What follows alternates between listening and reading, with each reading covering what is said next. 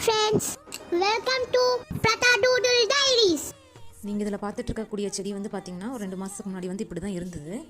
நாங்கள் வந்து ஃபஸ்ட் வந்து இந்த செடியை வந்து கீழே தாங்க வச்சுருந்தோம். ஆனால் ஆடுங்க தொல்லை தாங்க முடியல. கரெக்டாக வந்து மொக்கை மட்டும் சாப்பிட்டு போயிடுது. அதனால் நாங்கள் வந்துட்டு மேலே மாற்றிடலாம்னு சொல்லி மாற்றினோம். உடனே வந்து வாடி கிளைங்கள்லாம் உதிர்ந்து போய் அந்த மாதிரி வந்து ஆயிடுச்சுங்க. வெறும் குச்சி மட்டும்தாங்க இருந்தது. 2 மாதத்தில் வந்து இந்த மாதிரி நல்லா இலைங்கள்லாம் வந்து நல்லா மொக்கெல்லாம் வர வந்து ஆரம்பிச்சிருச்சு. அதுக்கு வந்து நான் என்ன உரம் கொடுத்தேன்னு பார்த்தீங்கன்னா இப்போ கொடுத்துட்ருக்கிற உரம் தாங்க. முட்டை ஓடும் வாழைப்பழத்தோல் மட்டும்தாங்க. இது வந்து ஒரு நாள் விட்டு ஒரு நாள் நான் வந்து டெய்லியும் கொடுத்துட்டு வந்துட்டு இருந்தேன்.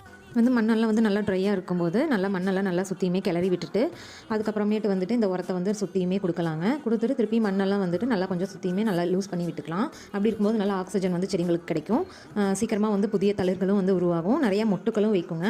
அப்புறம் பார்த்திங்கன்னா இன்னொரு சீக்ரெட் டிப்ஸ் இருக்குது. அது வந்து என்னென்னு பார்த்தீங்கன்னா இப்போ நான் கொடுத்துட்ருக்க உரம் தான். இது வந்து என்னென்னு பார்த்தீங்கன்னா வெந்தயம் ஒரு கைப்பிடி, அதில் பாதி அளவு டீ தூள், அதில் பாதி அளவு வந்து மீல் மேக்கர் இருக்குது இல்லையா, அதை வந்து நல்லா பொடி பண்ணி அது கூட வந்துட்டு முட்டையோடு நல்லா பொடி பண்ணி வச்சு அதுவும் வந்து நிறையா கொடுப்பேங்க. இது வந்து பார்த்திங்கன்னா வீக்லி ஒன்ஸ் வந்து நான் கொடுத்துட்டு வந்துட்டு இருந்தேன். அதனாலே சீக்கிரமாக வந்து துளிர் வச்சு நிறையா உங்கள் வீட்லேயும் இதே மாதிரி நிலமையில ரோஜா செடி இருக்குது அப்படின்னா நான் சொன்ன இந்த டிப்ஸை ஃபாலோ பண்ணிட்டு வந்தீங்கன்னாவே நல்லா வந்து க்ரோத் இருக்குங்க.